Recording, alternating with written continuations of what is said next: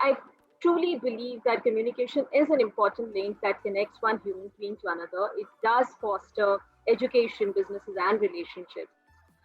So something that I have noticed, and I specifically picked up women as an audience because my major clientele is women entrepreneurs.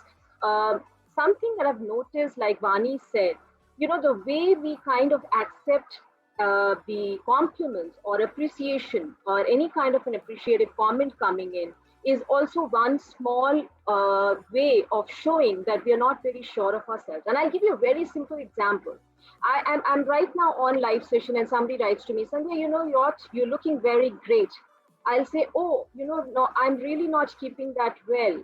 My instant reaction is not accepting the compliment immediately because that's something that we don't believe.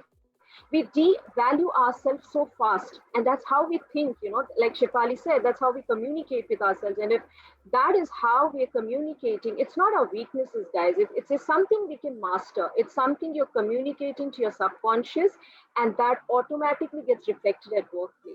So if you're devaluing yourself by not accepting comment, I will be so selfish to say immediately that, I'm so happy you complimented me, but it took me time. I'm not bragging. It took me time to take compliments. Even if people complimented me for anything, I would say, Acha, is it good? Oh, okay. Really?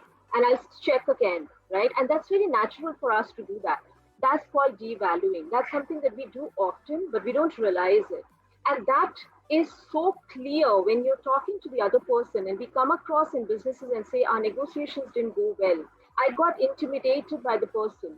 The only reason why you're feeling that is because you're communicating to yourself before that negotiation is that I am not sure if I can match it with that person. You've already devalued yourself before you actually walked into that room for negotiation. So a couple of things that I have noticed is one, we end up, and I'm saying we because I have been there in negotiations across tables, done the deals where I really felt, oh my God, I could have done much better. I wish I had said that. The only reason why I do that is because somewhere I have started devaluing myself, something which Vani very clearly said. And there is a submissive body language that follows. It's not that it's like a package, okay? One plus one free. The moment you start devaluing yourself, your whole body language, your whole composure comes to that space. That's exactly why what I see in most of the coaching sessions when I interact with women, even when they come to me talking about lack of confidence, the first thing that I see the subconscious behavior is what you're talking to yourself.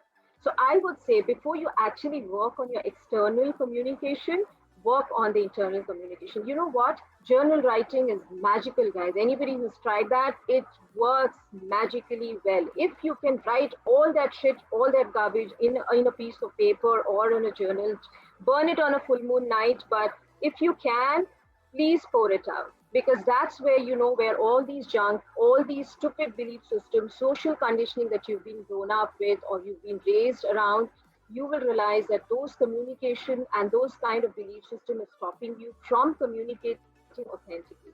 So I would say journal writing is one thing, but one thing that I want to quickly pick up and not waste a lot of time is something that can help a lot of people say, give me some mantra. I can say there is a 3W feedback method. If sometimes, as a woman, you want to give a feedback, we are apprehensive of giving feedback. I've seen that a lot of times, be apprehensive of giving feedback to people when we are working together or in a team. We kind of camouflage or layer it with sweet things. It's not required. If you are giving a feedback, the feedback has to be candid enough. It has to be straightforward and it has to be very clear. So you can use the 3W method. That's something that I've tried and tested, wherein W is you describe the situation and you being very specific that use I. It should not be an assumption. So say, I did not like the tea that you made, or I felt the tea had a lot more sugar. I would have preferred it maybe less than that.